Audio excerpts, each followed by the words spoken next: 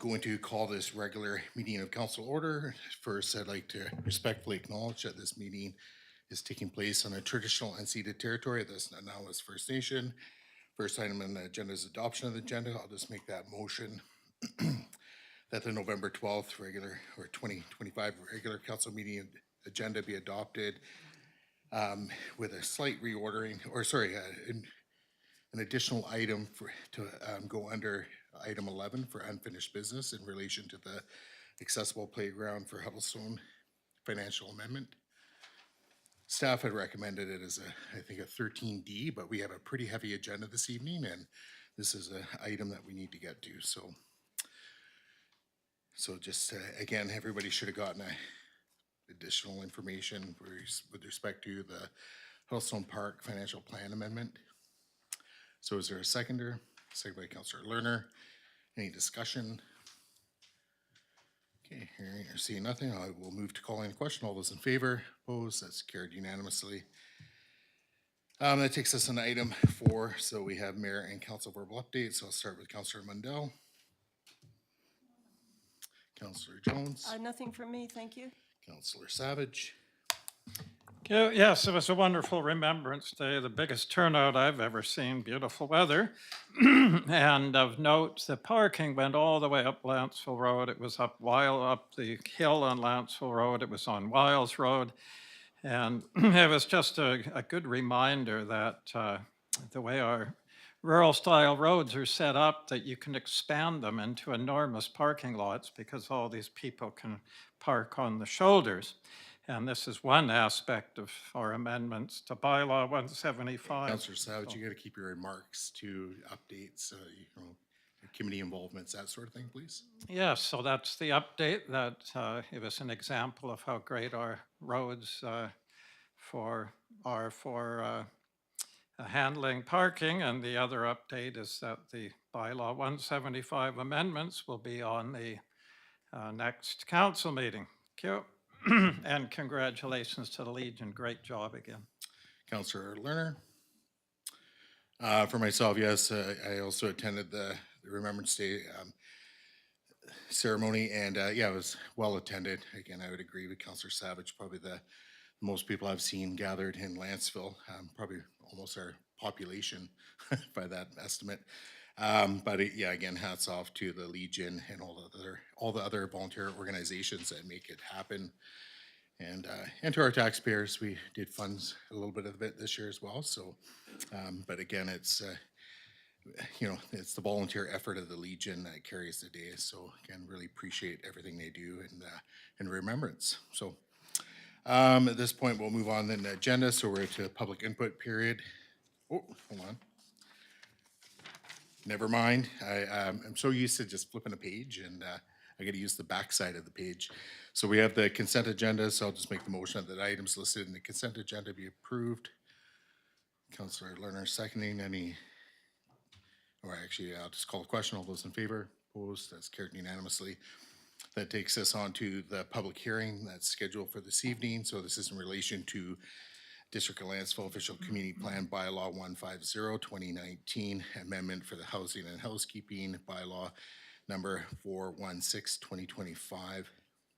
So Director Robinson, is there anything you'd like to introduce at this time? Nothing further to all the bylaws and reports that have already been filed before council. This is really just incorporating all the required pieces from provincial housing legislation into our OCP in compliance with provincial deadlines of December 31st of this year, as well as making some housekeeping updates to the OCP to update stats and different tables and those kinds of pieces, which have all been reviewed by council. No new information for the public hearing tonight, sir. Okay, great, thank you. So just as it reads in the agenda, public hearing notice was provided on October 29th, 2025 and November 5th, 2025. And after second reading of bylaw 416, a staff report was presented October 8th, 2025 for first and second reading. Public input was not received at the time of publishing the November 12th, 2025 agenda. So I'll move into my script for the public hearing. So good evening. On behalf of council, I'd like to welcome everyone watching the live stream, participating in the public hearing remotely via Zoom, and those attending in person. This public hearing is being conducted pursuant to the Local Government Act Community Charter and the Council Procedure Bylaw for the purpose of council to receive and consider input from all persons who believe that their interests in property is affected by the proposed District of Lantzville Official Community Plan Bylaw number 150/2019 Amendment, Housing and Housekeeping Bylaw number 416/2025. We have adapted our public hearing procedures to facilitate remote and in-person participation. The council chamber at Municipal Hall is located at 7192 Lantzville Road, is also open with limited seating for members of the public who do not have the ability to connect to the public hearing electronically so that you can attend in person, to watch and hear and ensure that you have an opportunity to be heard. If you wish to speak and have not yet registered, we ask that you register now. For those of you who are watching via our live stream, please note that you can still join the Zoom webinar to speak to the proposed bylaws under agenda item 7A by going to lantzville.ca, clicking on November 12th in the eScribe calendar, and following the instructions to register in the Zoom webinar link provided. The purpose of this hearing is to provide an opportunity for council to receive and consider input from persons who believe that their interest in property is affected by proposed bylaw 416. It is not an opportunity to debate the merits of the proposed bylaws with either council members, staff, or members of the audience who may be opposed to your particular view, nor is it an opportunity for members of the public to ask questions about bylaw 416. Those in the gallery, please refrain from talking, turn off your phones, and clapping and booing are both not permitted, as we want to ensure that everybody has the opportunity to be heard. As the chair, I ask that you restrict your comments to proposed bylaw 416 and be as brief and concise as possible. Council members may, if they wish to do so, ask questions of you following your presentation. However, the main function of council during this hearing is to listen to the views of the public. It is not the function of council to debate the merits of the proposed bylaw 416 with individual citizens. Those in the council chamber who wish to speak can register by signing the speakers list located at the table at the entrance to the council chamber. That way. Those who have pre-registered via Zoom will be given first opportunity to speak, then those registered in the council chamber. All speakers lists will be managed by our staff in person from the council chamber. Over that way. Speakers participating via Zoom must remain muted until your name is called and muted again once you have concluded your remarks. Please do not hang up or leave the webinar if you wish to speak again. Once the first opportunity speakers list have been exhausted, I will call for a second, third, and fourth time speakers who have new information to present and wish to speak again. Remote participants, please use the Zoom raise hand feature to indicate that you would like to speak again. This function can be found in your webinar controls. If you are participating by telephone, the raise hand function can be activated by pressing *9 on your keypad. I am asking speakers to respect a 3-minute time limit for each turn in order that everyone who wishes to speak is able to do so. Speakers may speak more than once if they are providing new or additional information. Following the closure of the hearing, council must not receive further submissions or correspondence from the public concerning the proposed bylaw. If you are seeking clarification on any specific issues regarding the bylaw after this evening, please direct your inquiries to district staff. Immediately following the close of tonight's public hearing, the regular council meeting will continue with the agenda order. I will now proceed to the public hearing for agenda item 7A. This public hearing is being convened in order to consider proposed District of Lantzville Official Community Plan Bylaw number 150/2019 Amendment, Housing and Housekeeping Bylaw number 416/2025. During this public hearing, any person in attendance who believes that their interest in property is affected by proposed bylaw 416 shall have the opportunity to be heard on the matters contained in the proposed bylaw. However, it is important that all who speak at this hearing restrict their remarks to matters contained in the bylaw. Those of you who have registered to speak concerning the proposed bylaws should, at the appropriate time after your name has been called to speak, begin your comments by clearly stating your name and civic address. After this hearing is concluded, council may, without further notice, give whatever effect council believes is proper to the representations made at this hearing.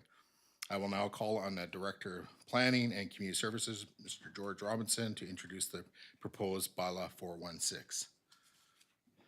Thank you, Your Worship. The District of Lantzville Official Community Plan Bylaw 150-2019 Amendment Housing and Housekeeping Bylaw 416-2025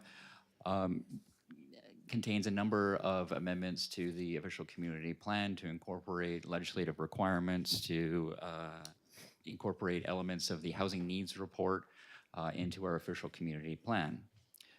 We've also incorporated a number of housekeeping items, such as updating Stats Canada items from the previous census to the 2021 census, which is the most recent Canadian census, as well as correcting spelling errors, renumbering different sections, and a number of other items which have all been presented to council prior to today.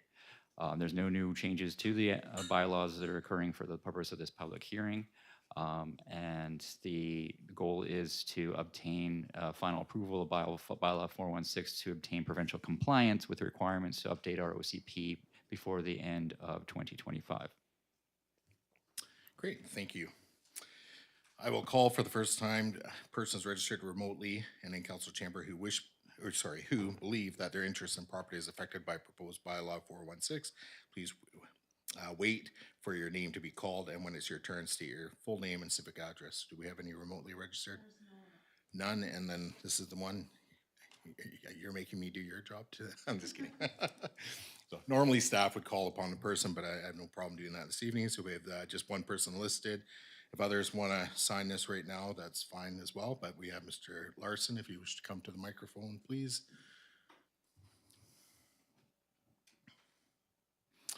And just make sure it goes red. There we go. And then just name and address. And you'll probably have to bring the microphone down to your mouth. Good. Hans Larson, 7010 Owen Road. Mayor and Council, to begin, a brief history of how we got here. Out of control migration reaching 1.2 million people per year in 2024, implemented by the federal government. Our provincial government, rather than challenging the assumptions or actions of the feds, immediately jumped right into line, rank and file marches over the proverbial cliff. They clearly have no idea what they're doing. The federal government, under intense pressure from groups and individuals like me, tweets, emails, discussion groups, etc., and their own senior bureaucrats finally come to their senses, November 2024, and reduce the migration numbers going forward by at least 35%. And what does our provincial government do in response to this new reality? For some inexplicable reason, they don't even flinch and instead press full steam ahead on their massive densification of our communities in cities, towns, and villages. Lantzville has a population of approximately 4,000, somehow included. Even to this day, they appear clueless as to what is actually involved in the costs and materials required to build the infrastructure needed to support their housing madness. Water, sewers, and roads will have to be upgraded or built. New schools and hospitals will have to be constructed. Healthcare workers will have to be found, etc., etc., etc. Where will all of these materials and workers, builders and contractors and operators come from? Given the above situation, I was pleased to see significant pushback from our council, which adds to that of other municipalities like the City of White Rock, the Township of Langley, the District of Soup, Sydney, View Royal, and West Vancouver, which has stood up in various ways and just said no. And that's still a work in progress as to how that will ultimately end up. I know that it isn't easy being a small municipality with a limited budget, but then again, nothing is easy these days. And if we want to have a village that we can be proud of and is treasured by our residents, then we should step forward. I personally have spoken at length with the majority of council about the details of this troubling unwanted issue, and given the results, I believe that they heard me. Personally, we would have supported higher taxes to fund this important fight. The old consistent with the OCP, extended to justify not holding public hearings for densification trope continues to be used to justify things that under closer examination and challenges simply shouldn't be permitted. Sadly, I expect this is yet another case where residents will be the ones that will have to give up our time and money and sue somebody in order 15 to seconds. reclaim our democratic rights. It has also been difficult to track the housing changes to the OCP that council has authorized and confirm that they're being implemented as intended and only as required. The housekeeping changes is a whole Okay, other that's your 3 category. minutes, Mr. Larson. You'll have additional opportunities to speak. Thank you. Okay.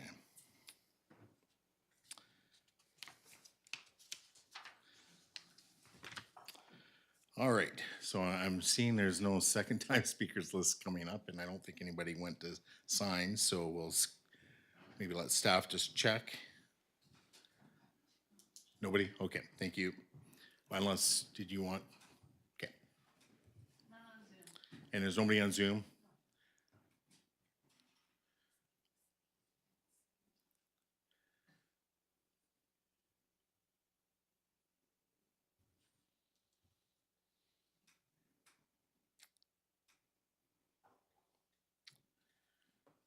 So while we're just waiting for that,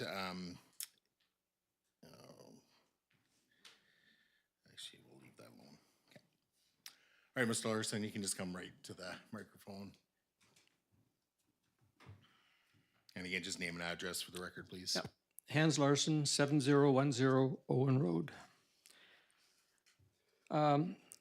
It has also been difficult to track the housing changes to the OCP that council has authorized and confirm that they're being implemented as intended and only as required. The housekeeping changes is a whole other category that I have yet to see an explanation of. I did hear that tonight. I also sincerely hope that we are successful in retaining the changes that council has made after review by the powers that be in Victoria. So based on the main reason that this bylaw came to be, we are symbolically opposed and call on the new democratic provincial government, supposedly or ideologically one of the people, to get real, look at the actual facts, consult with the citizens. Thank you.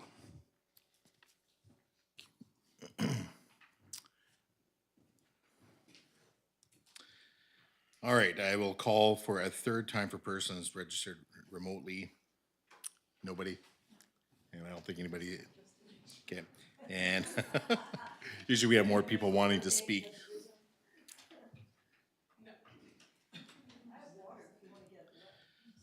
All right, we have nobody in chambers, but I will make sure we're doing this completely and correctly. So, for those who are watching online via our live stream, please note that you can still join the Zoom webinar to speak to proposed bylaw 416 by going to lantzville.ca, clicking on the November 12th link in the eScribe calendar, and follow the instructions to register in the Zoom webinar link provided.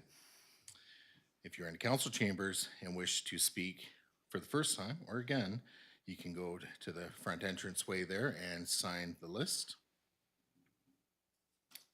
And I'm allowing for pause. I haven't read pause, so we have to allow people an opportunity to do these things.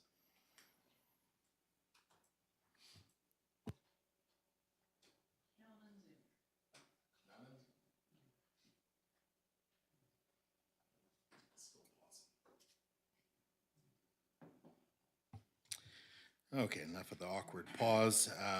Before I close this hearing, I ask if there is anyone else who is not registered remotely or in the council chamber that wishes to speak regarding bylaw 416. If you wish to speak, we ask that you register now. Another pause.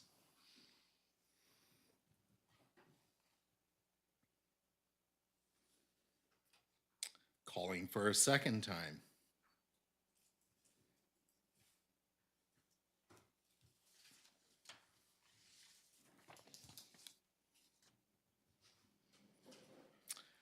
Calling for a third and final time for comments before the hearing, or this hearing is closed.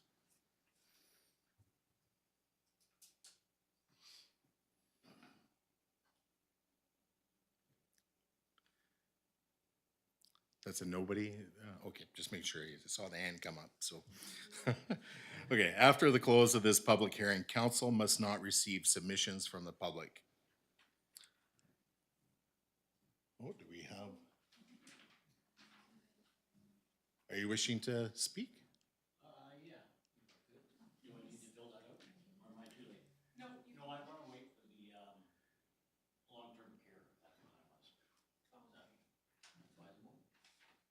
Well, we'll get to that, sure, if you're here for the long-term care, yeah. Okay, seeing no one who wishes to speak, I declare the public hearing for District of Lantzville Official Community Plan Bylaw 150-2019 Amendment Housing and Housekeeping Bylaw Number 416-2025 close.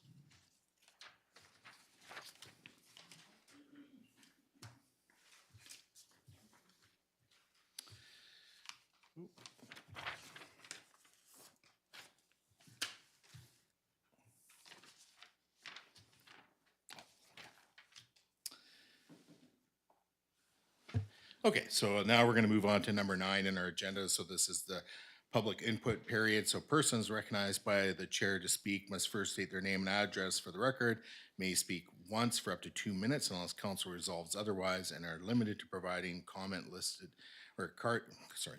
regarding items listed on this evening's agenda, excluding public hearing. Well, I don't know why we have that on there still, maybe through to staff. I'm going to correct that right away if we need to. Your worship, that's just on there with regards to the public hearing topic. So you've just closed the public hearing. Okay. And so we're just limiting people from commenting now. Okay, so I'm going to say the public hearing topic, specifically item 10B, but we do have another item on there this evening that will be subject to public hearing, and that's a long-term care facility, but comments can be received this evening by council. Comments must be directed to the chair and are not to be directed to individual council members, staff, or the audience, and must not include personnel issues. So if you're wishing to speak, there's no list for this. It's just a line up at the microphone. Yeah, go to the microphone or to the podium, and just the light's already on, so you just got to state your name and address for the record, please, and then you'll have 2 minutes. Grant Lansdale, 6905 Roslyn Crescent. I'm directly right on the north end of the long-term care facility, so it impacts our family immensely. And that being said, I was always in favor of the long-term care facility, but not at 6 stories. I do not approve of that. That is so far out. It went from 3 stories to 4 stories. Now it's 6 stories. Again, I'm in favor of the long-term care facility, but the other thing too is the adjacent properties that are salivating on being able to sell their properties to whatever. What's to say they won't require 6 stories? That's a possibility. I know their provincial and federal governments are involved in this. But the other one too is we've lost the 30-meter buffer it's gone to a 20-meter buffer, and the 30-meter had a trail in it, which my wife didn't approve of that, but I somewhat approved of it. Now it's to 20 meters. I don't approve of that.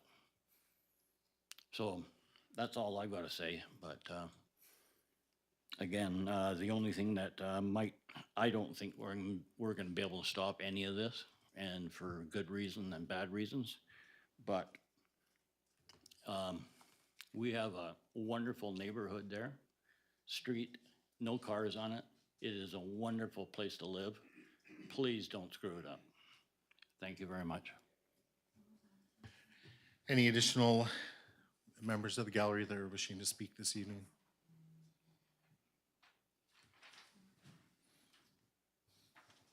And just through the staff, nobody remotely registered. Okay, thank you. Yeah, go ahead, Mr. Larson. Just name and address for the record, please. Yeah, so Hans Larson, 7010 Owen Road. I am speaking in opposition to item 10A on tonight's agenda. Since our input is not reflected in Island Health's open house report, I will restate our concerns in point form. We acknowledge that there is a need for more long-term care and hospice beds within the RDN. However, we live in the adjacent neighborhood, and it feels like significant impacts on us are being ignored. A few staff report quotes. The changes will have minimal impact on surrounding residential properties, and strategic plan objectives tout high-quality neighborhood planning. ROCP Section 722 Affordable Housing Choice and Care Facilities states the following. A range of small to medium facilities is encouraged. The district encourages a range of housing forms and sizes of assisted living for seniors and others needing long-term care, including small nursing homes, similar in size and character to large private residences, as alternatives to moderate scale institutions. Point 1, 2 6-story buildings, 31.2 meters high, requiring a 32% variance with a 2-level, 205 space above ground parking garage would be totally out of character for not only our neighborhood, but the entire community. 2, these buildings will set a strong precedent for the 3 other vacant properties on East Lantzville Road, promoting and continuing the urban sprawl that is Nanaimo into semi-rural Lantzville. 3, it will be tied for the largest long-term care facility by far in one of the smallest municipalities on Vancouver Island. 4, the proposed exclusion of the 15-meter highway corridor buffer will significantly increase the massing perception site noise. 5, decreasing the south parcel line setback by 8 meters, requiring a 58% variance, will bring the buildings that much closer to the properties in the semi-rural neighborhood behind. And 6, that's that time, Mr. Larson. okay, could I respectfully request that I get a How much slight- more do you have to go? I got 3 more points. 3 more points. I'm just gonna look to council. I'm not seeing a big line up there, in fact, unless it's invisible. Okay, so I'm just gonna take this by unanimous consent to council. Any objections? Okay, so I'll extend it by another minute. Thank you. By the numbers, only about 28 of the 286 beds can be ascribed to be intended for Lantzville residents, except that there will be no priority for them, with assignment being based solely on availability at the time of need. 7, being a provincial government healthcare facility, the district will not receive any property tax revenue or cash in lieu from it, which with only a total of 61 commercial business or other properties in Lantzville would be a big dollar hit for the small community like ours. 8, with semi-trailer trucks constantly delivering and removing required items from the northeast corner of the property, that will create a real traffic, parking, and noise problem on Shook Road. Although we've been told that the traffic won't be a problem, we have not seen any traffic studies. With the dog park, baseball fields, the skateboard park, the rugby field, and the football field, there's going to be even greater amounts of traffic and parking issues for longer periods of time. They are already filling the parking lot at the west end of the HomeSense PetSmart Mall on numerous game days. 9, we should expect lots of security lighting, brightening the night sky and the surrounding area. We already see wood growth from 1.3 kilometers away. In closing, there is very little in it for our community, while the negatives are numerous and significant. Thank you. Any additional speakers? All right, we'll consider that complete then. Moving on in the agenda, so we're under on to 10.A. So this is the application amendment for rezoning application number ZB 23-3. This is for 6910 Lantzville Road, long-term care facility. So Director Robinson, I know we have a series of motions there, but is there anything further to introduce? Your worship, we actually have several members of Island Health project team that are here to give a short presentation on this item. Okay. We have Maura Cunningham, Diane McKay, and Stefan Scholzen is actually the architect from Stantec who's here tonight. Well, welcome. I didn't know you were giving a presentation, but that's fantastic. I'm sure it'd be quite informative.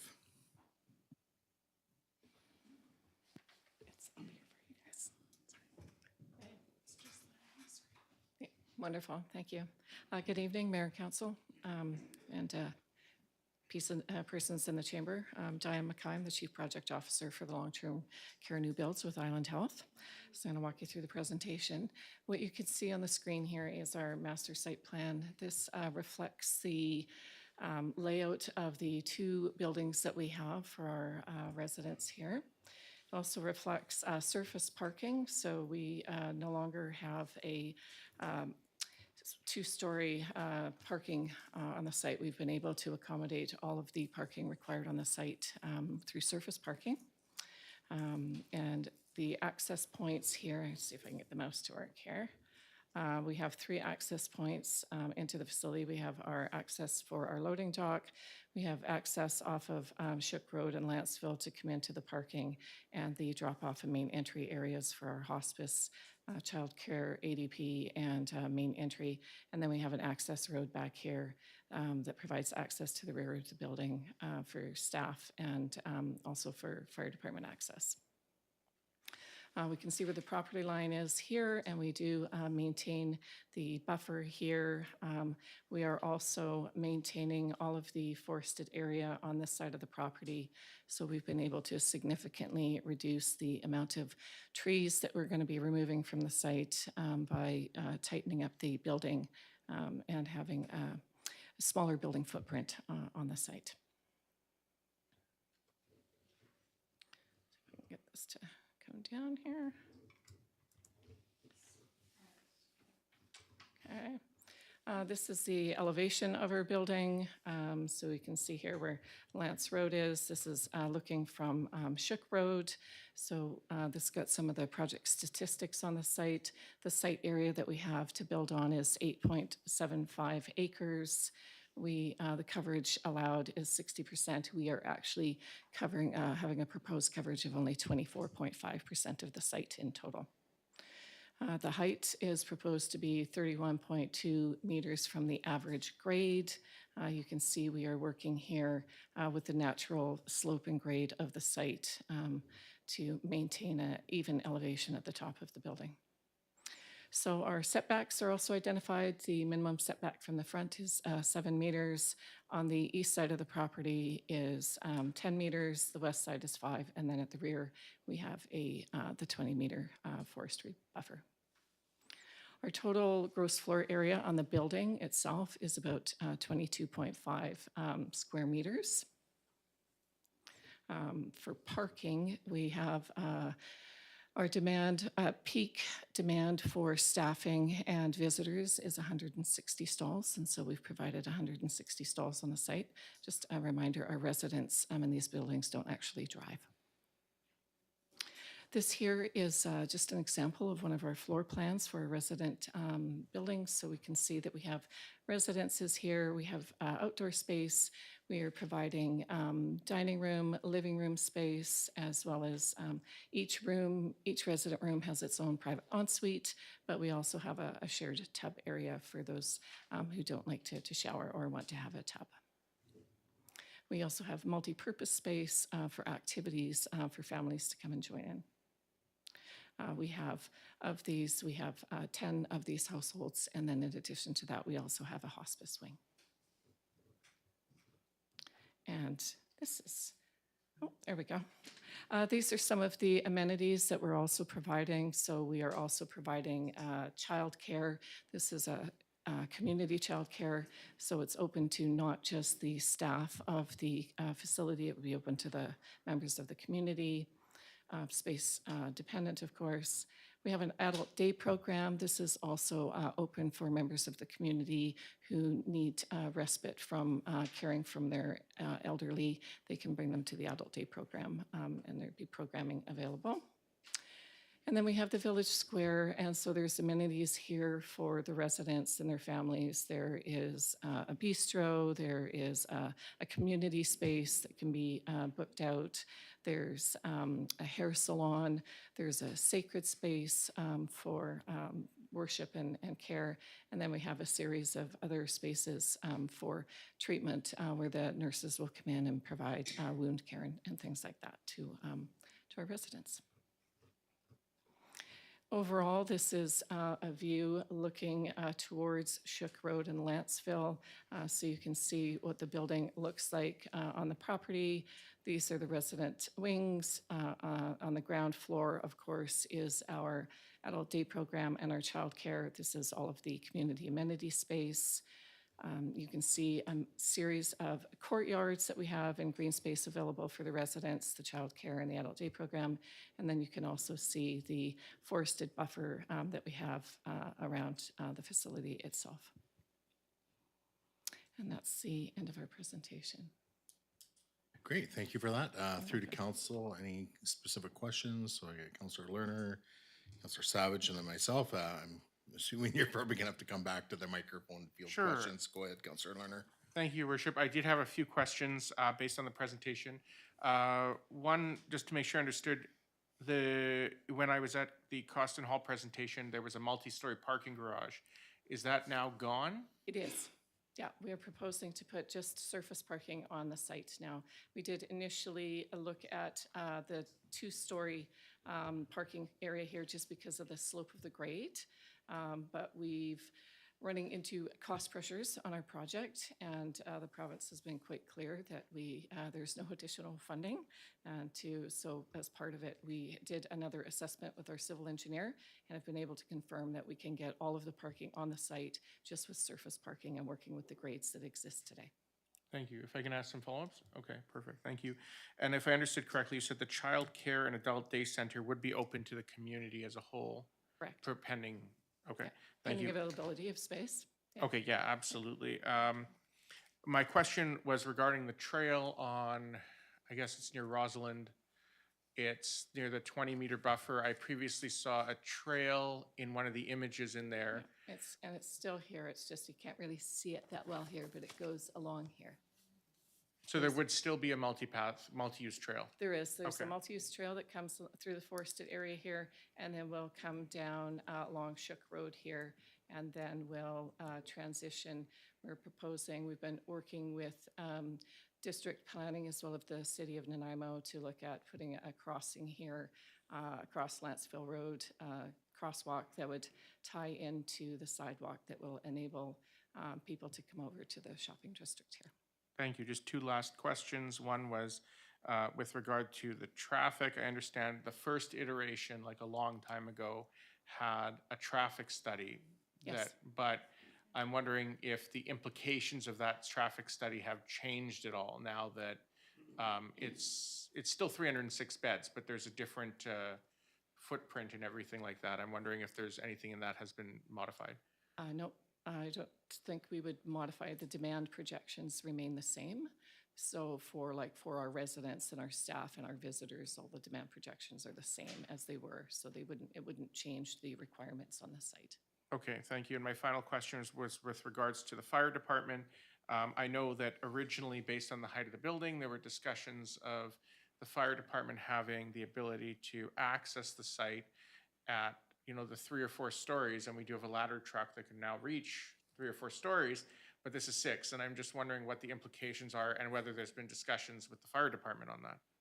Indeed, there have. We just met with the fire chief last week, and he didn't raise any concerns about the height of the building.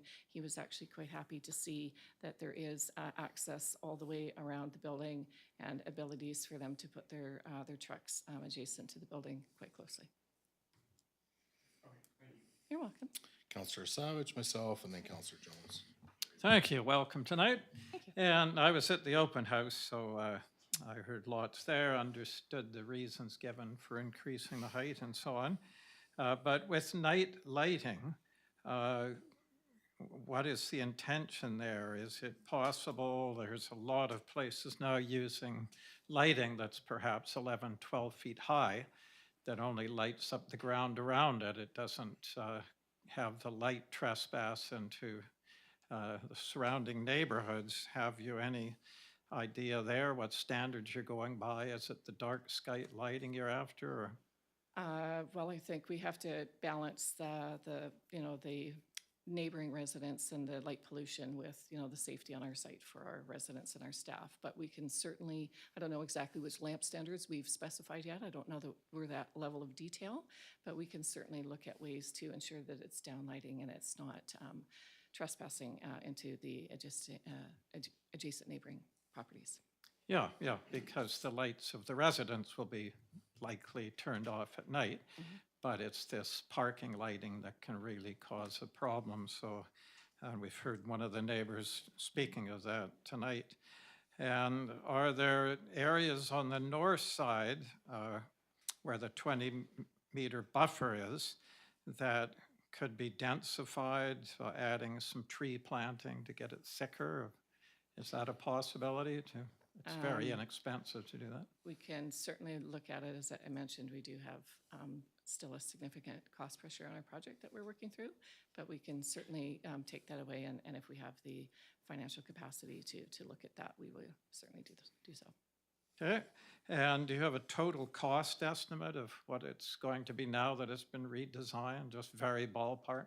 I do, but I'm not at liberty to share what that is. We are going to our capital project board on Friday this week to confirm that we're going to be able to get the final approval from Treasury Board.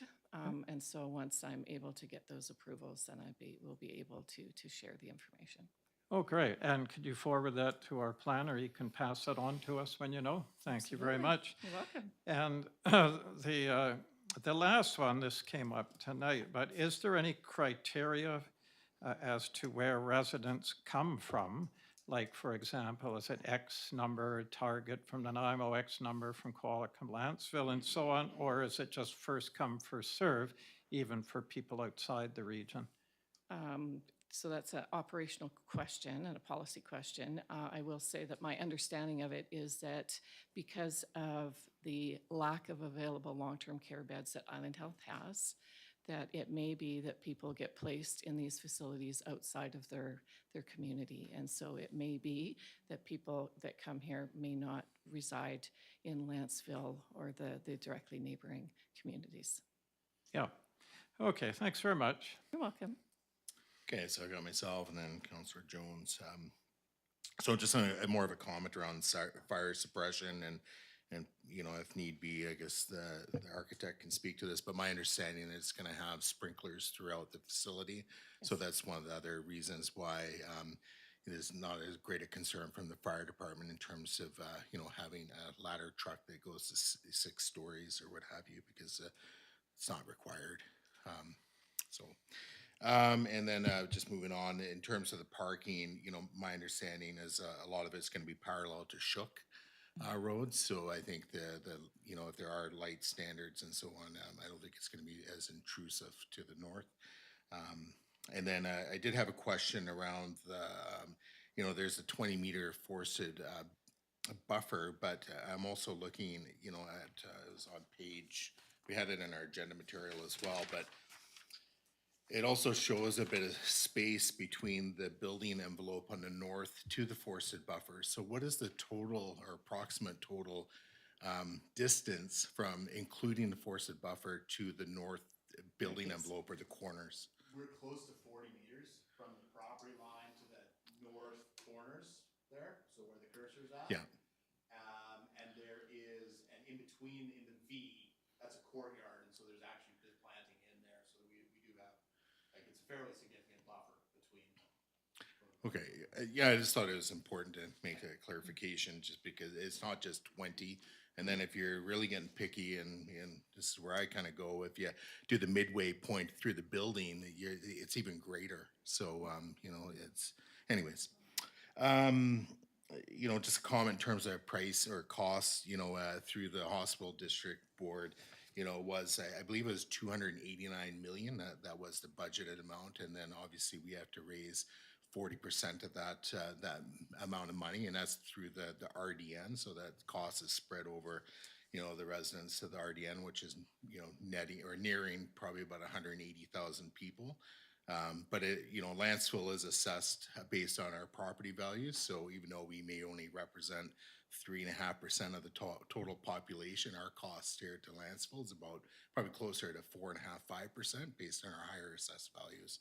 So, you know, this, you know, we do have a stake in this, but so do other communities. And people have often asked, well, actually, I'll save that for my debate, but getting off track. But it is 289 million. That's what was budgeted. And I know there's, you know, we're on our 3rd iteration now of this plan. So, and it is, as the presenter has already indicated, as a result of the, you know, being fiscally responsible at the provincial level. So, that's all I have. Councillor Jones. Yes, thank you for coming tonight and for your presentation. Just a few questions trying to clarify some things. First one, you discussed the coverage, site coverage, and commented that there was a reduced footprint compared to the previous three-story design. Could you just clarify, are you just talking about buildings there, or are you including buildings and hardscapes such as the parking lot and other hard surfaces? So when we're talking about the gross floor area, we're talking just about the buildings themselves. Okay, so my second question has to do with the parking. If I'm remembering correctly, there were over 200 spaces underground, so if I'm wrong, please correct me on that. And I'm not sure how many spaces there are in the above-ground plan. If you could please give that information.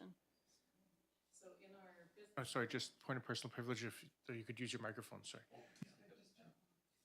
Turn itself off. Okay, thanks. Thank you. So in the indicative design that we had in the business plan, we had assumed 210 parking spaces. When we went through our most recent redesign effort and looking at our actual demand projections through a traffic study, realized that what we need on the site is actually 160. So this presents an opportunity for us. We had originally anticipated doing the 160 in a two-story structured parking on the site, but now upon looking at some redesign again, we've been able to achieve all 160 required stalls in surface parking only. Thank you. You're welcome. The next question concerns the pathway. We have a staff report here that refers to it as a multi-use trail. A multi-use trail is normally a 3 to 4 meter wide asphalt or other paved surface. The previous design had a semi-rural trail, which is 2 meters maximum width and permeable surface. Have you actually made a change here, or is this just incorrect in the report? What kind of trail are you intending to put in, or is that undecided? I think it's probably just a labeling. So there's the multi-use trail down Shook Road. Road. You have to, sorry, you gotta come down. Oh, sure. So we have the multi-use trail on Shook Road and fronting on Lantzville. So I think that's the one we're referring to. And then we've got the pathway at the north end, which we haven't decided on the surfacing yet. There was originally discussion was around chip trails or gravel, but there's also concern about some of the residents being able to use it. So discussion kind of came back to asphalt. It was intended to be about a 2 meter wide trail, and we would get the specifics worked out with planning.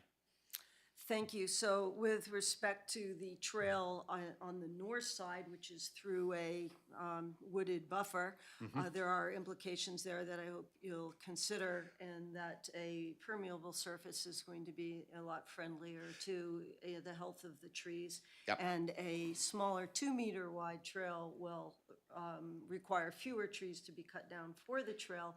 And hopefully you'll consider the possibility of winding the trail around some trees rather than taking them down. Those are kinds of things that are in discussion? Yeah, so right now we're showing it actually at the south edge of the buffer, so not winding through the trees in consideration of that, to try and not disturb that as much as little as possible. So aside from, clearing the underbrush and cleaning it up a little bit, that was the intent, so that we'd actually walk alongside it. That's excellent. That actually saves the buffer a bit. Yeah. And if you could talk to me or to council a bit about this multi-use path, I'm wondering if you're planning something along the lines of a metro where you have pedestrians separated from bikes, and if you have planned for movement in both directions. Yep, it's planned for moving in both directions. I don't have we've been working out the site section of that and what it looks like in the placement, given where the municipal boundary is, right on the property line. So we're just working out the details of that right now, but it would be a divided path. Thank you. And are the negotiations for that just for this in front of the facility, or will it extend to include the movement through a potential crosswalk at Shook and Lantzville Road, and will it extend further down into Lantzville? Right now, we're at along the property frontage. up to Lantzville Road and then across, and then at that point it connects to existing sidewalks. So that is the extent of what we've got planned right now. Thank you. And I see that you're asking for a variance to remove more trees on the south side of the property, which I'm kind of assuming, I may be wrong, is due to the new design, which projects, these wings project closer to the corners, southeast and southwest of the property. And it just happens that that's actually where the trees are on this property. They're clustered in those two corners. Is that what you're talking about? Or Not quite. So on the south end, where it fronts onto Lantzville, what we're trying to do, the mature trees are on the southeast corner. So if you can see, there's a bit of a clouded area. I mean, I could probably point to it right in here. So those are the mature trees. So we've configured the parking to retain that, so that at that corner, you maintain the existing look of the large trees. And then that continues down Shook Road. The frontage right in front of the building is actually the clear area right now. So if you drive by, there's the sign, and we've got some blackberries and low scrub. So that area is actually, there's not really any significant trees through the center of the site, which is why we've cited it there, because to avoid as much as we can. And then as we move west on the site, we get into more mature trees, and the intent is to leave that as intact as possible. Thank you. So So again, like, could you describe over what into the exemption that you need is from MOTT for? Where did I go? There we go. Sorry. The which? I think there's a ask here for an exemption from MOTT for some further removal of trees. Could you please go into that? That's down here for the civil works. Oh, for civil works to make the connections across. That's all that is in there. So it comes into this triangle wedge between Lantzville and Old Island Highway. So we've got to come across that with servicing.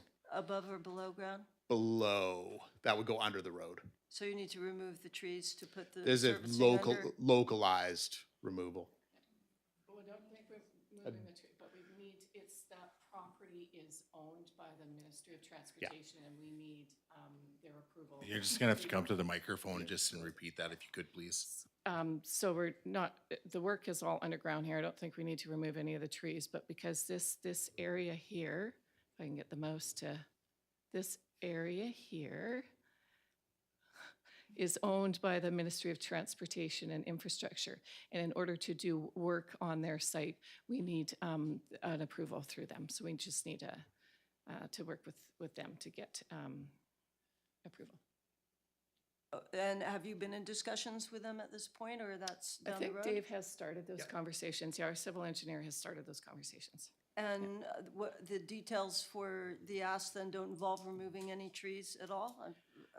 Will that information Well, I be think that confirmed? information, once we've finalized the design and had the conversation with the Ministry of Transportation and the constructor, will confirm what work needs to be done there. Okay, so maybe that, okay, thank you. You're welcome. Let me just see if I have gone through everything. Yes, I have. Thank you very much for your answers. You're very welcome. Councillor Mundell, and then I've got myself again. Just regarding the parking lot, I'm curious as to how or what adjustments were made to make it fit with surface parking versus the two-story. Are you increasing sort of that encroachment towards the towards Shook Road? Are you, again, I'm just wondering how far has that affected any of the setback along that strip? Or are you just compacting those parking stalls extremely tight to fit? Respond to that? Okay, so what we did, so originally the parking structure actually it wasn't a full structure. So what we had done was we'd come down about 2/3 of the way down this parking area right now. So they had a lower level accessed from the north side, and then the top level was accessed from the south side. So what we've done is we've taken out the lower portion, we followed grade, and we've extended a little bit further to the south, and we've extended it and connected it with parking correctly, or right to this access road here. So we've snugged it up in the north-south direction. We didn't touch this east boundary. So we've maintained that at a full 10-meter setback from the property line to the edge of the parking. So there's no change to that, and we've actually pushed things over. If anything, we've nudged it over a little bit to the west to snug it in there. The rest of the parking, with taking that out, we've just followed the grading, added some stalls in here, and we've added some stalls in there. So just to compact that area. So the overall space, it's a net zero change on what we've done there.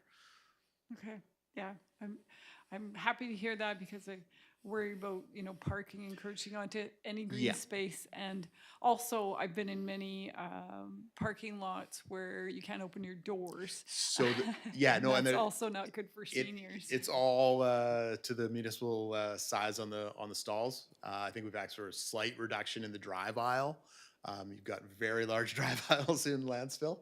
So we brought that down to something a little bit more in line with other municipalities, but we haven't, these aren't compressed, and then I don't know that, I'd have to double check, but I don't think we have small cars in there either. They're all regular stalls. Okay, thank you. You're welcome. All right, I just had a kind of a follow-up question on what would appear to be the kind of the parkland to the west of the property, so that clouded area, and there's that service lane. So has there been any, and I think I mentioned this to you during the open house, but has there been any further discussions on having that as just a parkland dedication?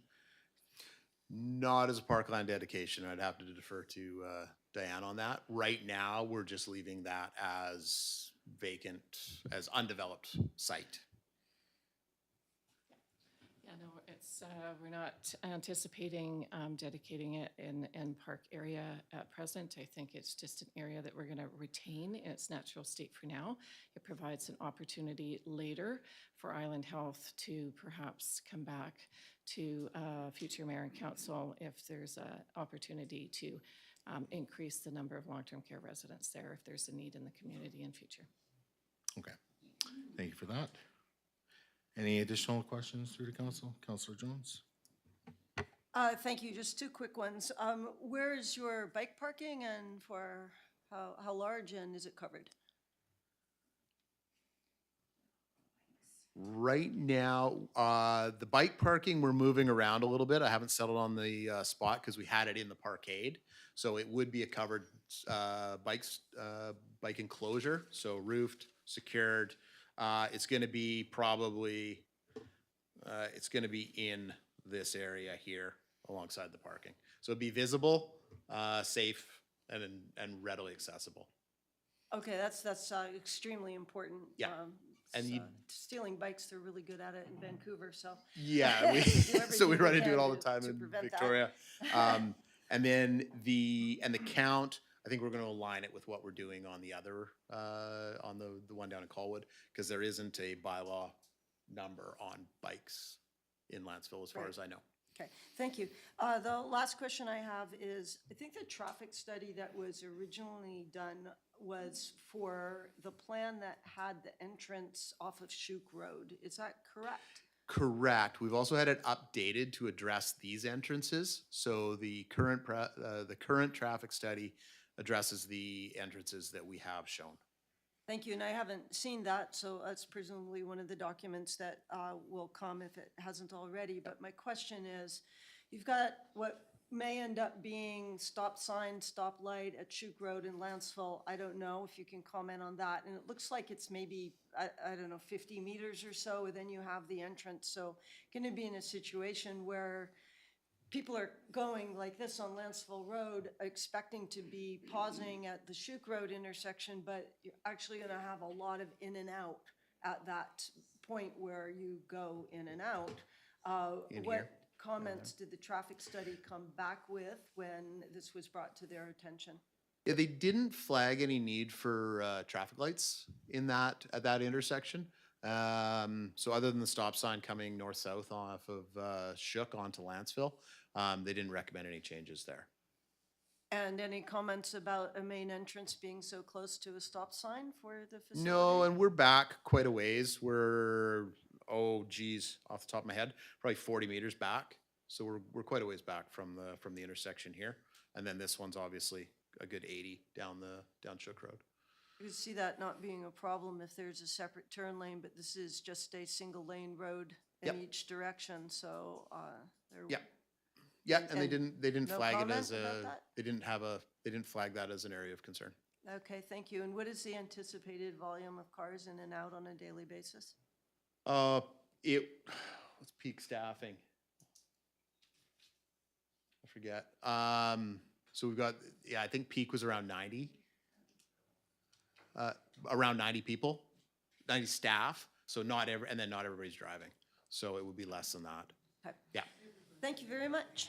yeah, thanks. Okay, any further questions? Okay. Seeing none, thank you for your presentation and answering all those questions. No problem. Thank you. All right, so I'm just gonna get the first one on the floor, that the second reading for the District of Lantzville Official Community Plan Bylaw number 150-2029 or 2019 amendment for 6910-6930 Lantzville Road Bylaw 363-2024 as passed on July 10th, 2024, be rescinded. Is there a seconder? Second by Councillor Savage. Any discussion? Okay, hearing nothing, I'll move to call in the question then. All those in favor? Opposed? That is carried unanimously. Okay, so I'll get the next one on the floor, that the District of Lantzville Official Community Plan Bylaw number 150-2019, Amendment 6910 and 6930 Lantzville Road Bylaw number 363-2024 be given second reading as amended. Is there a seconder? Second by Councillor, I think, Savage again. And then discussion, so I'm good for right now. Councillor Savage, if you wish, and then I'll start a speaker's list. Councillor. Yes, thank you. This is this is an unusual application, different than our usual ones, because this is a regional and provincial project. We're financially playing a very small part in it percentage-wise compared to other members of the regional district, some members, and also the province. So with the design, there's a couple of reasons here why I don't think we can really be expected to have much input on the basics of it, and that is it is somewhat along the lines, there's some aspects of hospital needs, the medical side of it, and the design has to take that into consideration, plus the long-term care aspect to it as well has certain design requirements, plus because of all the other members paying money towards this, some a lot more than we are, that if it's opened up to a long process where everyone gives input on the design, it can be quite cumbersome. However, balancing that, it is in Lantzville, and we're trying to be respectful of the neighbors. It's disappointing to hear the height. We've heard one neighbor that has a problem with the height, and I'm just hoping that there's enough tree buffer there that the angle from his yard over the tops of those trees, it'll still be hidden,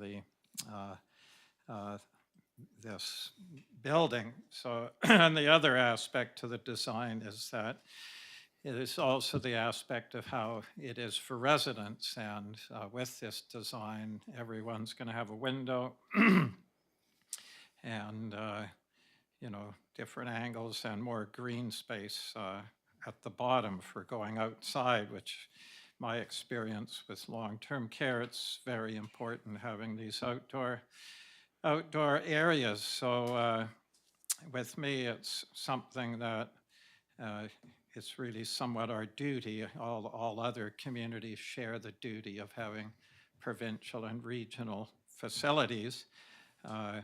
So we also have to balance that, and there's absolutely a need for care facilities. They just haven't come up.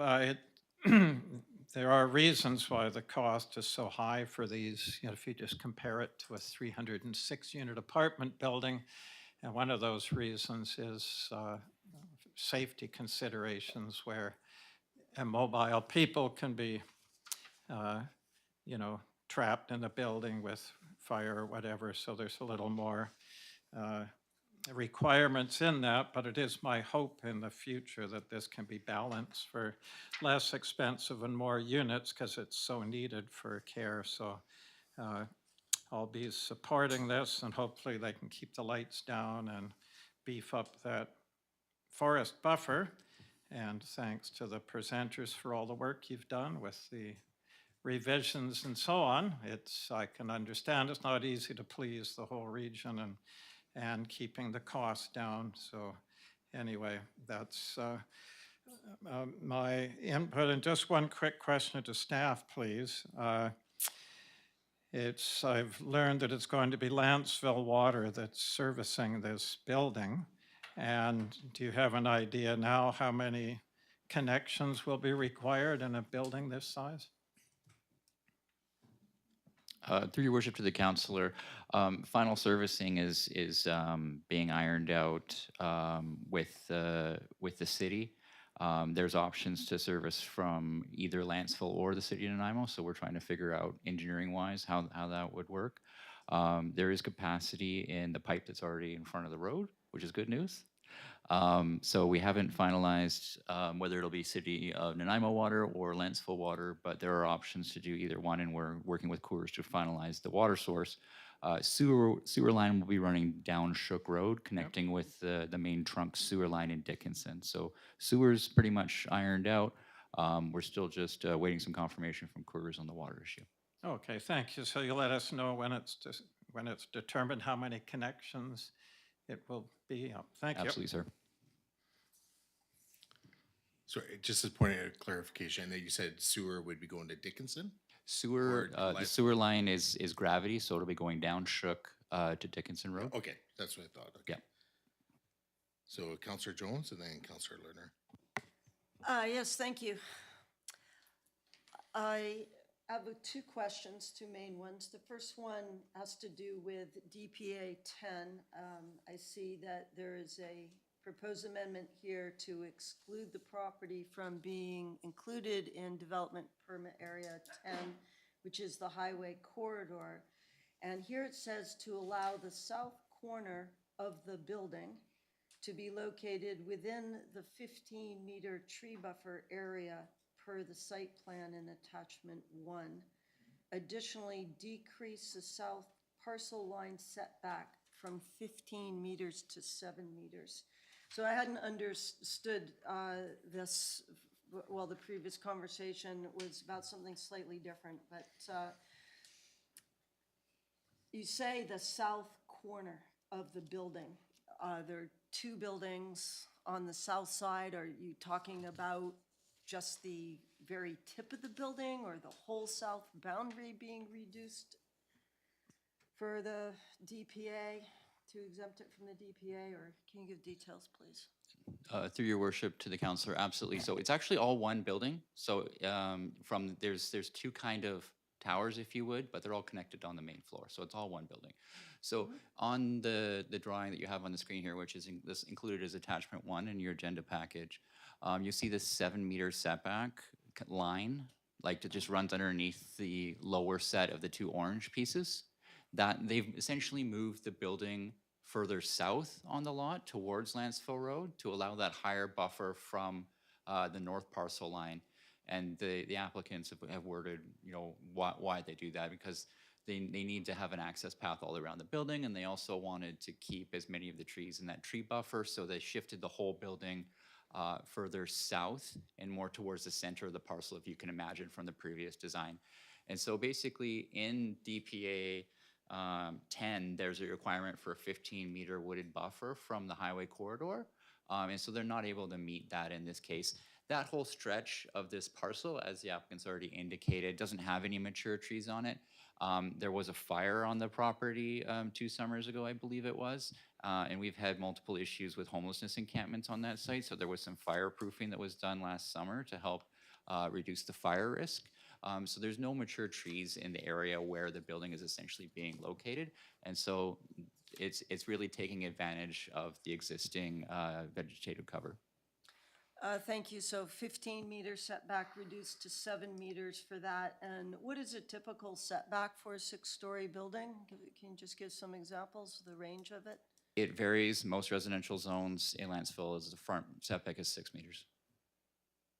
For a 6-story building, so we don't have any in Lantzville, so maybe In- Nanaimo, in an- Woodgrove in an- Mall, what's being, in an where is the closest 6-story building and what's required setback for it? Sure. Well, in my experience, it varies dramatically based on the context. For example, in an urban context, you may want to shift that building forward on the lot to be closer to the road. I've seen buildings as low as a 3-meter setback to facilitate like a front access to a restaurant with a little patio in the front. It really depends on the building design. In this case, I think they've designed a building that's sympathetic to existing site conditions and topography, and a 7-meter setback should be sufficient from Lantzville Road. Yes, thank you. I was just asking specifically for 6-story buildings in our region, but at least it's not a long wall of the building. You've got the V there, which is going to ease that impact considerably. Thank you. My next question is one I'm just concerned about process here, so if you can help me out a bit, that would be good. I've been looking at Schedule C, which is the signage requirements for land use amendment applications, and I just want to make sure that we've got this box ticked properly. The District of Lantzville does require signage as part of a review process for this. It does for OCP amendments as well as for zoning bylaws and some other things. And it gives the details on that and where these signs need to go up. So, for example, a notice has to be posted at least 10 days prior to either public information meetings or an application advancing to council.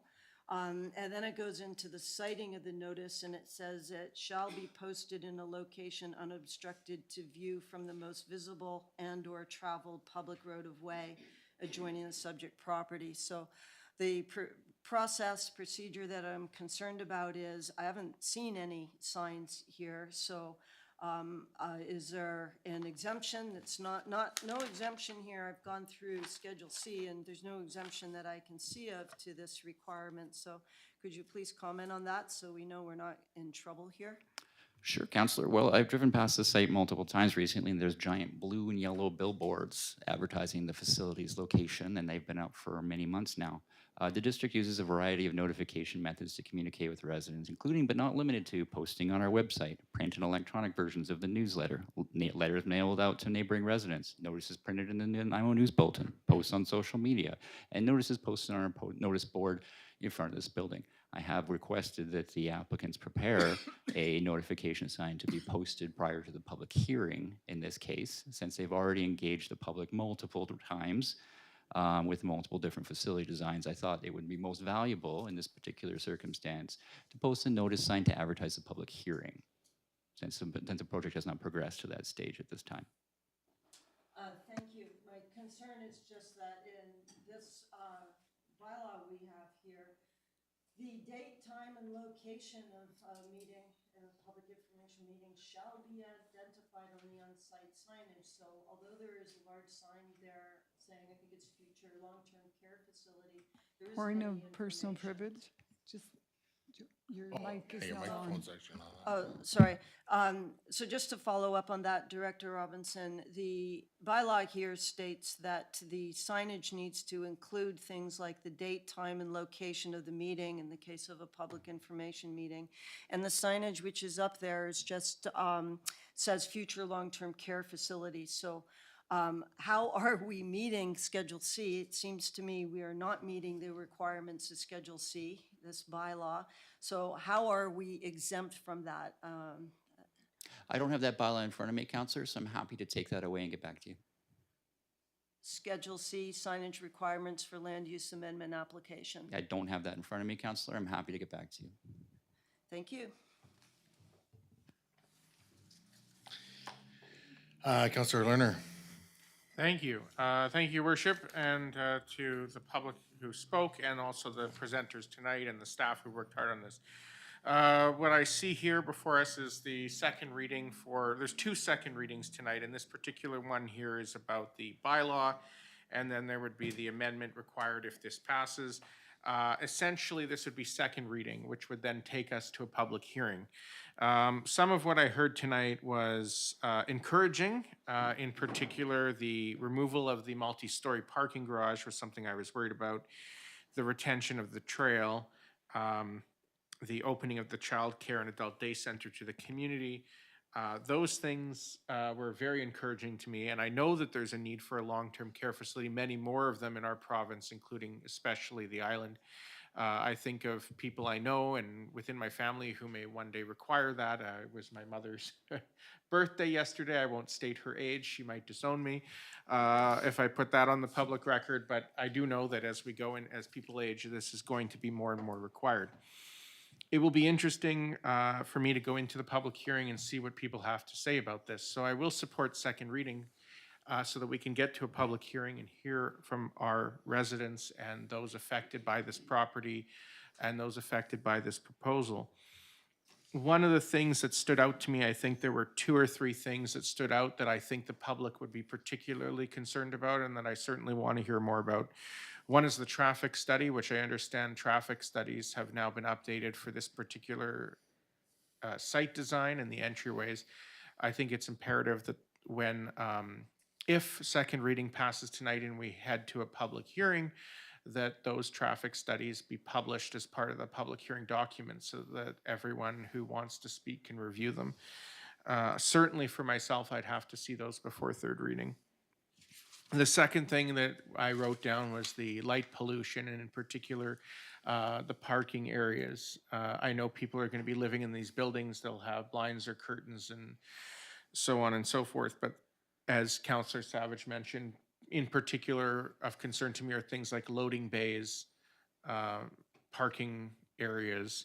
I understand there's a need for safety and to reduce break-ins and, you know, having worked with community facilities before, I know the importance of lighting and automatic lighting in reducing crime. But this is a residential area, and so I think it's very important that everything be done to reduce that. So seeing some information about that, I think will be important. The final thing for me, and probably the one that has me the most concerned, is the area located on the west side of the property that is currently slated to be empty. I'm pleased to see it there. I'm pleased to see those trees retained. The concern I have is that it could be in the future developed into something else. I understand that it's that this is the property of the owners. But when I look at our official community plan, it does call for parkland dedication whenever there's a big development. I understand that this is something that is not a typical development. This is not a residential development or a small commercial development. This is sort of a new zone within Lantzville, which is sort of the regional services or community services dedicated to healthcare. I get that. But there is a requirement in our OCP for parkland dedication, and I think turning that into a parkland would fulfill that requirement. I also think that, you know, if this is approved, 306 beds would be a very large facility and the largest, tied, I think, for the largest on Vancouver Island out of the new ones being built. So for me, seeing that area listed as a potential future development site concerns me because are we going to have another 100 units in 10 years? I think then we would be looking at, well, the traffic studies were done based on the 306 beds. The parking was done based on the 306 beds. The site services were done based on the 306 beds. So for me, I think if that's where we're headed, and I do support overall the idea and the plan, I would very much like to see that set aside as parkland so that the community has that assurance. Other than that, I'll support second reading, and I very much look forward to the public hearing and hearing what people have to say. Thank you. Okay, additional speakers? Okay, so first time, I've got myself, and then we can go to the second time. Yeah, so for myself, I just want to make sure we're all singing from the same song sheet here and using the same kind of information and so on.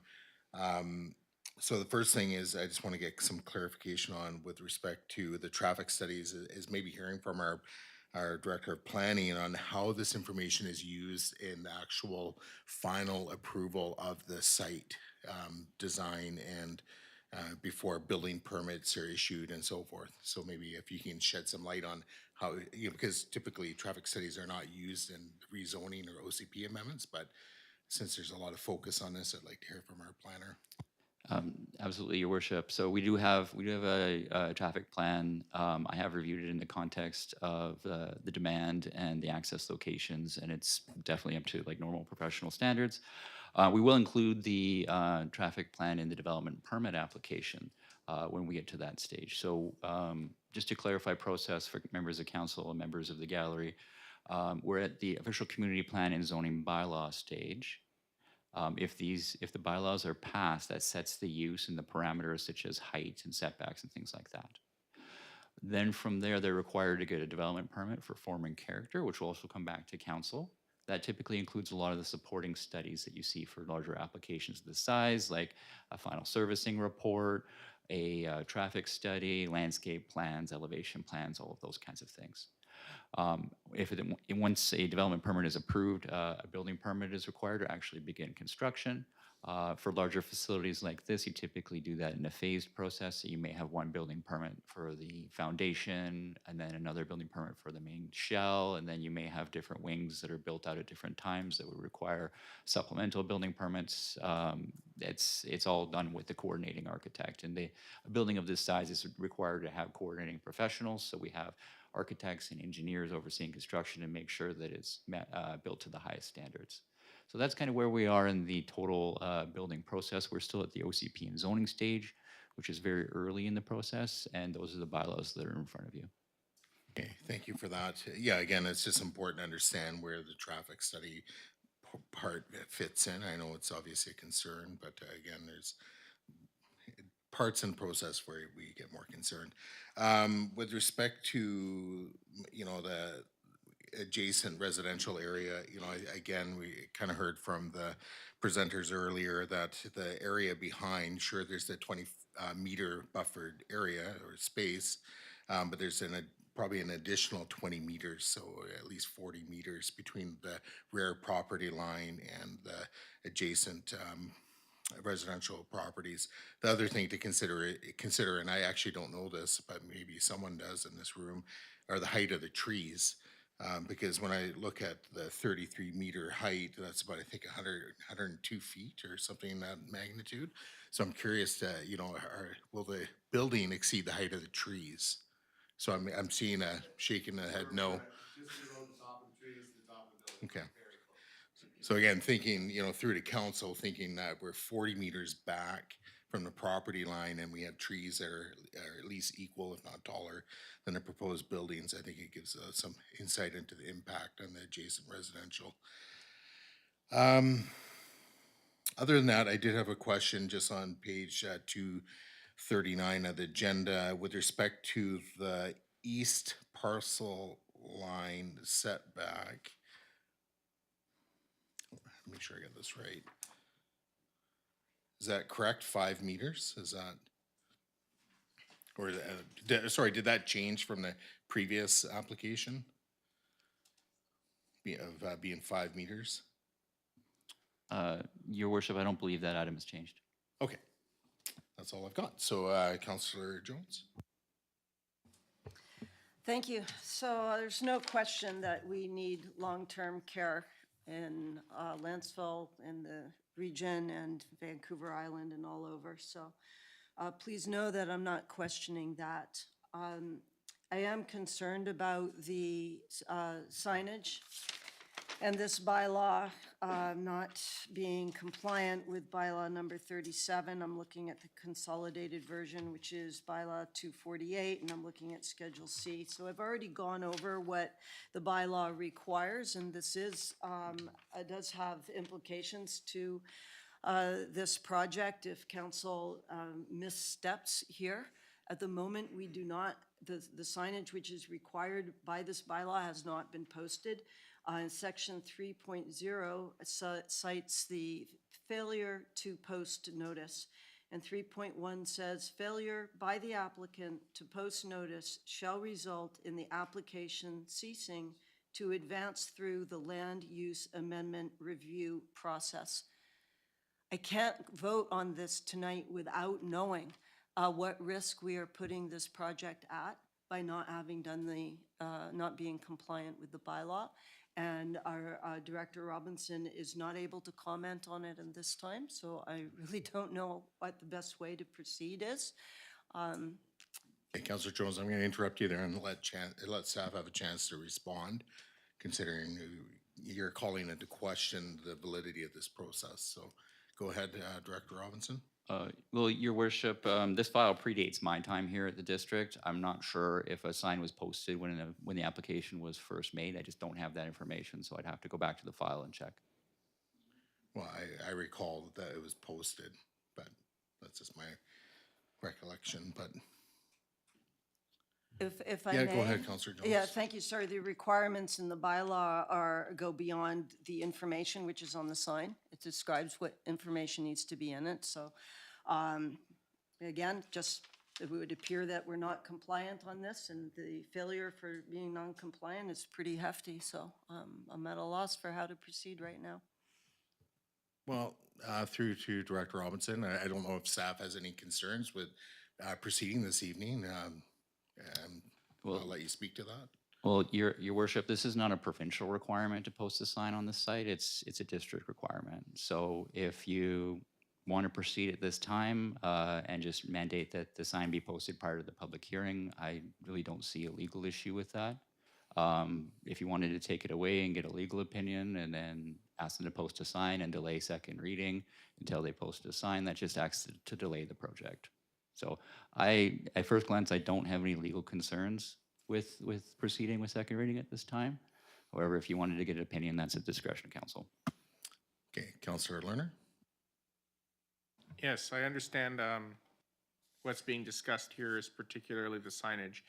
So I know from my own personal experience, what I received was the letter in the mail from the district of the community update. I also received the email community update, both with the date and times of the public hearings, and then I did see the notice in the newspaper and posted outside Community Hall.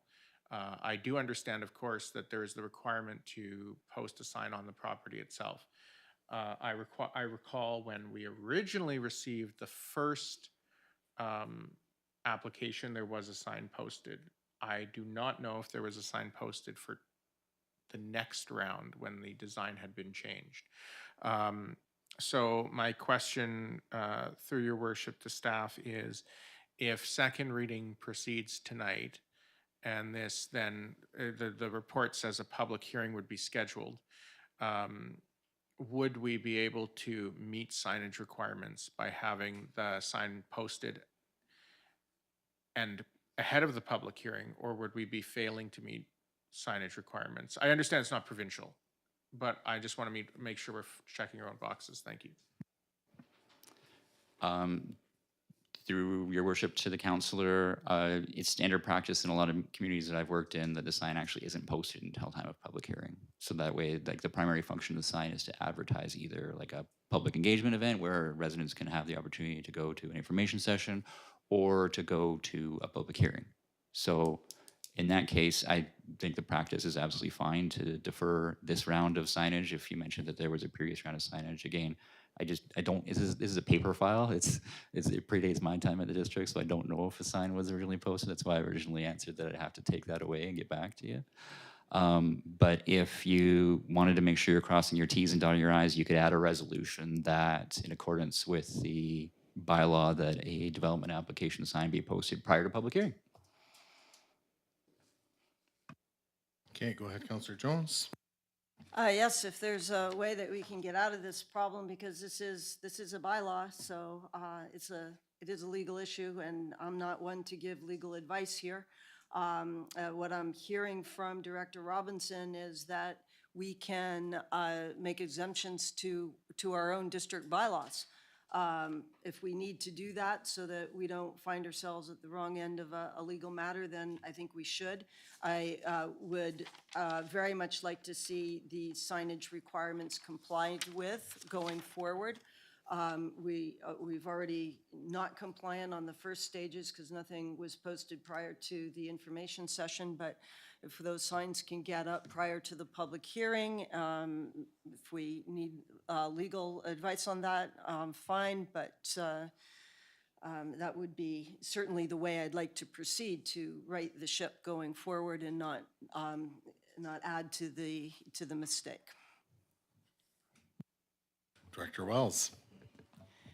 Your worship, I'm just putting on my corporate officer hat with respect to the bylaws, and I just want to confirm for council that it will be legal as long as we post the sign prior to the public hearing. So the purpose of the signage is to make people aware of the opportunity to come to the public hearing. That's the purpose of it being in the bylaw. So it's just premature right now. So the other types of advertising have been done, as council has mentioned.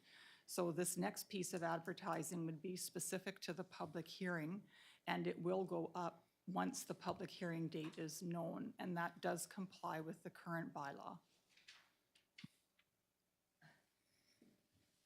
Yeah, go ahead, Councilor Okay, Jones. thank you. I don't know a bylaw, if we're looking at the same bylaw, but this says a notice shall be posted a minimum of 10 days prior to either a public information meeting or public consultation event, et cetera, or prior to the application advancing to the District of Lantzville. So slightly more detailed than the signage required just before public hearing.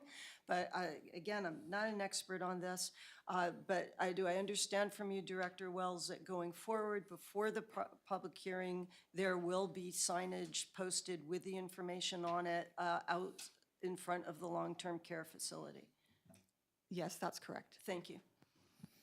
All right. Anything further? Hold on. Yeah. All right, hearing nothing further, I will move then to call in the question on second reading. All those in favor and opposed, that's carried unanimously. Just through to council, we have a scheduled phone call, in-camera phone call this evening, slated for 8 a.m. or 8 p.m., sorry, not 8 a.m., 8 p.m.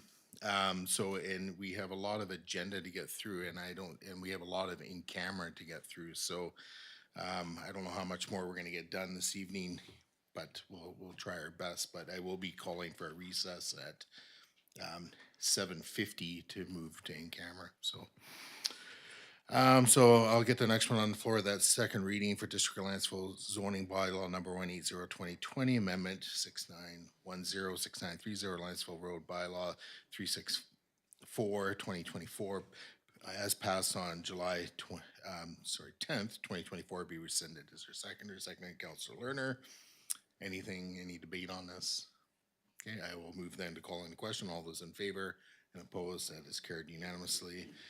Then I'll get the next one on the floor, that District of Lantzville zoning bylaw number 180/2020, amendment 6910-6930, Lantzville Road bylaw 364/2024, be given second reading as amended. Is there a second? Second by Councilor Savage.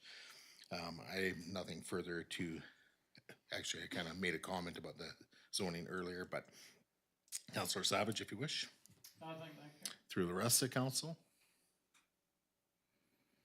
Okay, hearing nothing, I will move to call in the question then. All those in favor and opposed, and it's carried unanimously. That takes us on to the next item. So we have the District of Lantzville Official Community Plan Bylaw number 150/2019, Amendment Housing and Housekeeping Bylaw number 416/2025.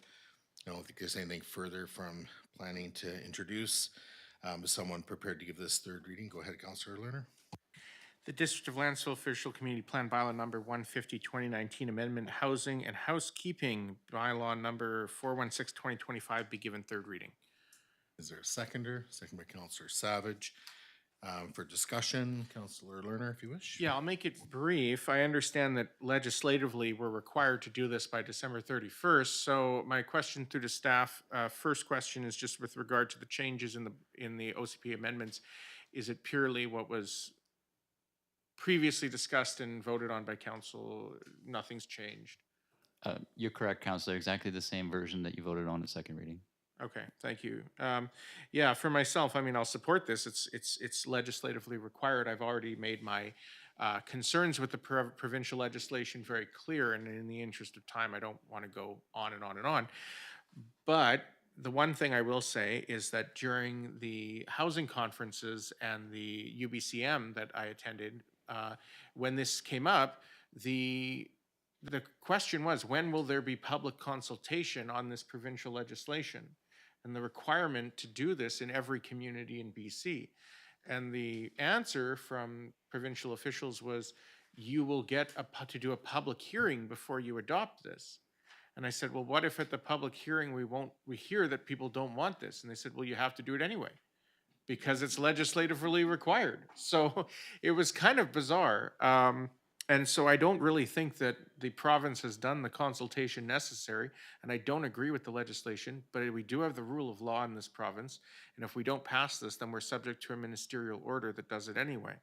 So I think we've done the best we can to maintain Lantzville's semi-rural character given the provincial requirements, but I'll support it, but I can't say I'm happy about it. Okay, additional speakers on this, Councillor Savage. Yes, just very quickly, this was basically to incorporate the housing needs report into our community plan. And what was required in that report was simply to allow, through our zoning, the adequate number of units, which I believe was about 840 units over 20 years. And we've exceeded that by over 3 times because we have already changed our zoning bylaw last June, a year ago, and that allows over 3 times more than what's required by the housing needs report, and not even including upcoming subdivision approvals on top of that.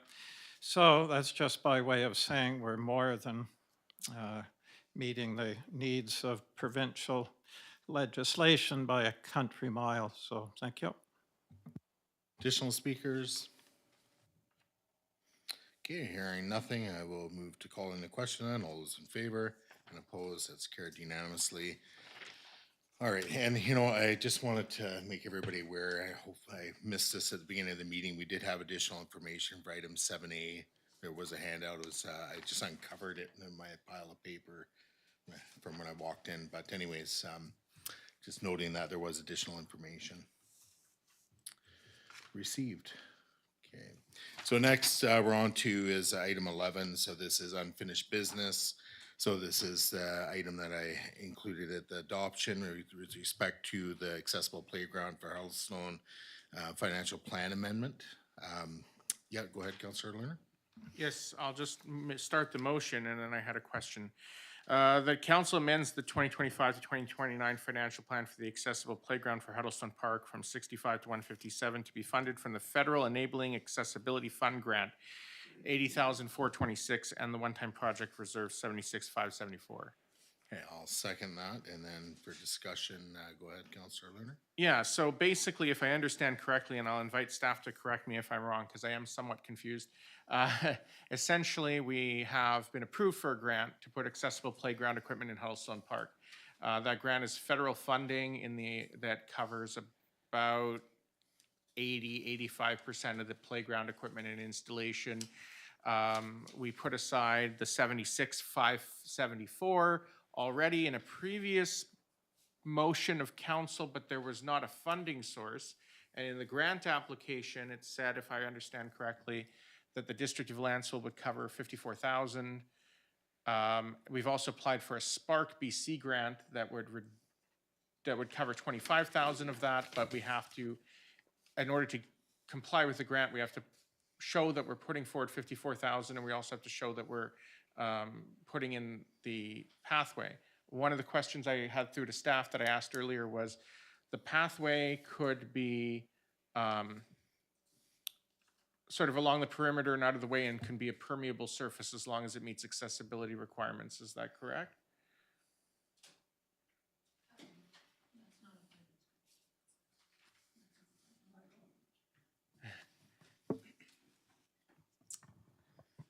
Through your worship to the rest of council, currently what was submitted in the original application has to meet accessible pathway standards.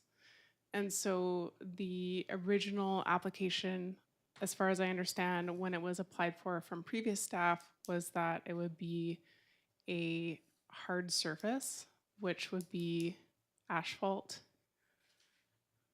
And it would be a certain width is required for accessibility requirements on the pathway. Sure. May I ask a follow-up in just some more detail? Okay, so in that case, if the path is, I understand it has to be wheelchair access friendly and it has to be the width required by accessibility standards, but if there was some other material like permeable rubber or something that we were able to find, we would have time to potentially switch over to something permeable if we wanted to. Yes. Okay, thank you. My second question is regarding finance, and that is, it talks about the one-time project reserve, which I understand there's 171,000 already sitting there. But what I'm curious about is, could we use the Growing Community Fund reserve? And the reason I ask is because the Growing Community Fund reserve is not taxpayer money. There's $780,000 there and change that was given to us by the province of BC for projects such as this. And now it's Lantzville's money, but it's not tax money, and we have to spend it by a certain date. And so my question through your worship to staff is, could we use the Growing Community Fund for this? Thank you, through your worship to the councillor. Yes, I would need to check just to ensure that that is the case, but if the grant is available, it can be directed from there as well. Okay, thank you. So in that case, basically, I have no problem with this. We went to Ottawa and advocated for this grant, among others. We applied for this grant. It's hard to get. We are successful. It's been publicly announced by the federal government that we're getting this funding.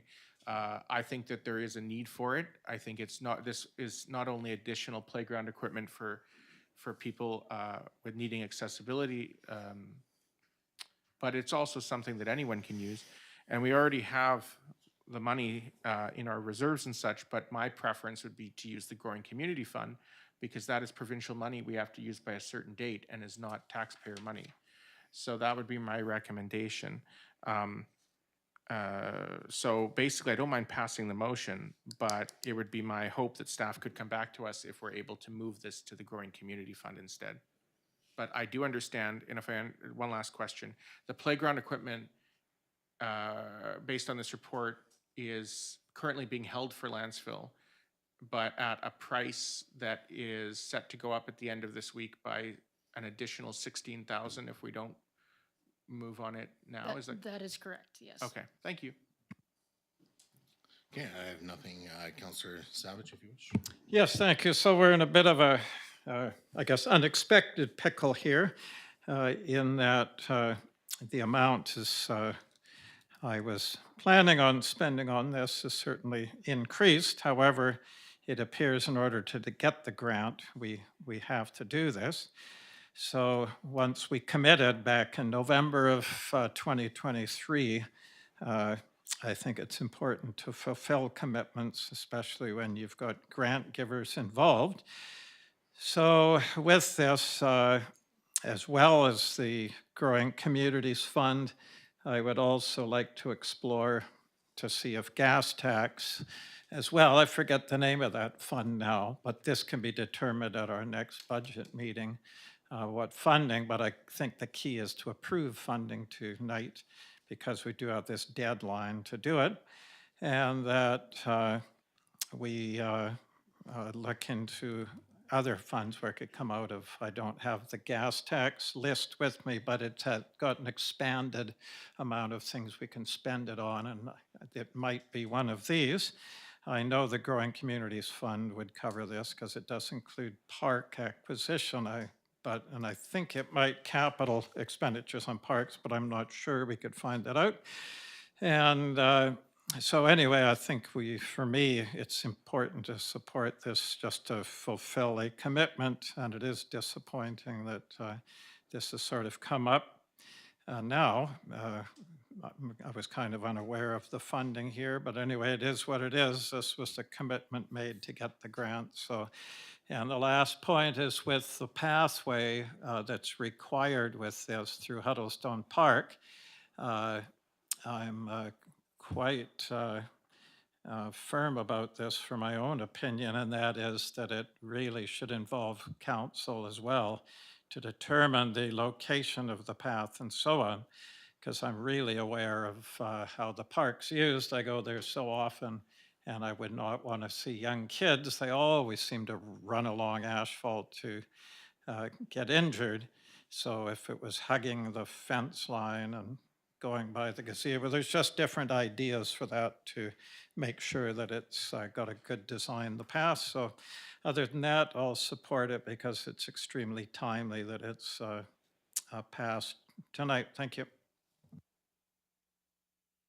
Sorry, just noting it's 7:48.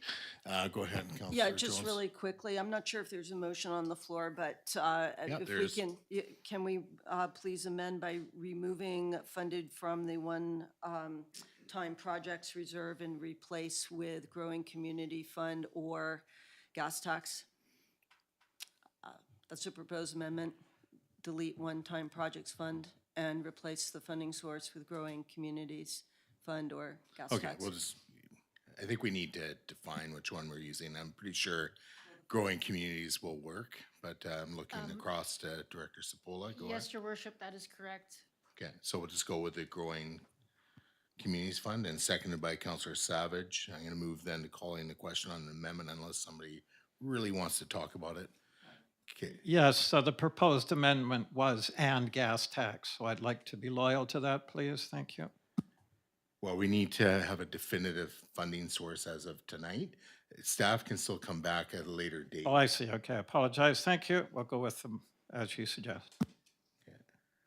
So I'm gonna call the question. This is just funding being replaced with Growing Communities. So all those in favor, opposed, it's carried unanimously.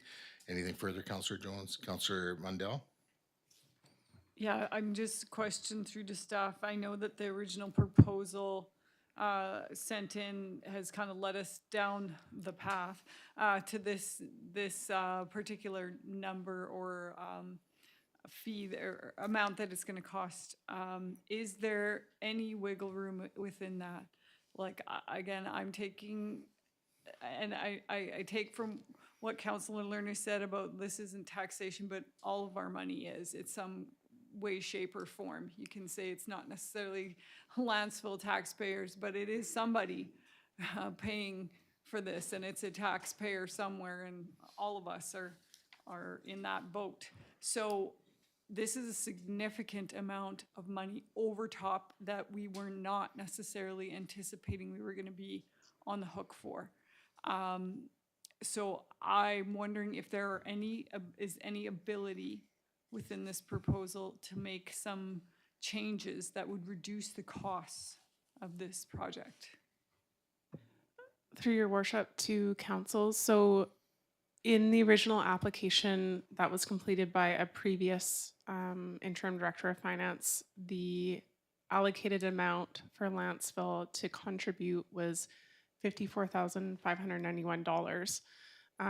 But as staff, I can go back to the grant giver and ask if the percentage or the amount that we were given or we came to in that application, if that is the lowest amount possible, or if we had another grant, could we lower it further? But we can definitely get back to you. But right now, as of right now, what was in the application was $54,591. Thank you. I mean, I know time is of the essence, but, and again, I'm nervous about further cost overruns coming down the way, but I'm not really feeling comfortable to support this where it's at right now with that, with the cost that's being asked. So I'm hoping that maybe that's an option. All right. Director Spola, no, or yes? Sorry, Your Worship. Yes, just one other piece of information. We're going to be managing this project ourselves, so we're able to trim about $20,000 from this project. So the 157 does represent a trim number, and we're definitely looking for other savings. We're always doing that to see if there is anything possible, but it can be part of the 2026 capital discussion as well. But this needs to pass tonight so we can buy that and avoid the $16,000 additional fee. Thank you. Okay. All right, so the motion's already been amended. Anything further? Okay, I'm gonna call the question then. All those in favor? Opposed? Voting Councilor Mandel's opposed, it carries. All right, thank you. So I should be recess or moving in camera now, but I did want to acknowledge that number 12A is the Parks and Trails Select Committee recommendations motion to council. This is a very large topic. We're not even going to be able to scratch the surface in like any time. So I think we do have some members in the gallery this evening, and I do thank them for attending. I don't know if we'll be reopening to an open session later, because we do have a pretty heavy in-camera section that requires council's attention. So go ahead, Councillor Jones. Yeah. Point of information, I think we'll need to open again to consider this item. We'll have to come back to it after. Well, we can, but it depends Thank if you. we have time. I'd like to come back to it tonight, please. Director Wells? Apologies, Your Worship. With regards to item 13B, it is required that that be dealt with at the first council meeting of November. That's a legislative requirement. So if we could just quickly dispense with those appointments to the Regional Library Board, that would be helpful. Thank you. Yeah, we can come back into open meeting after and deal with that and with the Parks and Trails and other things. All right. Okay. Well, we'll deal with that later. So basically, at this point, I'm going to make a motion to close the meeting. Just got to get to the right section here. No, you. Just give me a second here.